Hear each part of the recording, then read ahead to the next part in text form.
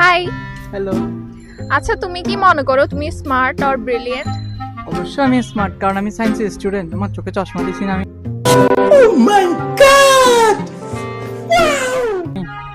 আচ্ছা, তোমার থেকে একদম সিম্পল একটা ম্যাথ কোয়েশ্চেন, ওকে? ওকে, জিজ্ঞেস করো। अच्छा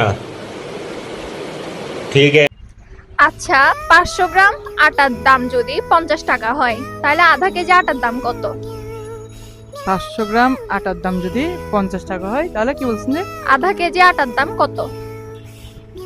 500 গ্রামের যদি 25 টাকা হবে, কারণ অর্ধেক তো 25ই তো হবে। না না, রং আনসার। তো রাইট আনসার কি? একটু চিন্তা করেন।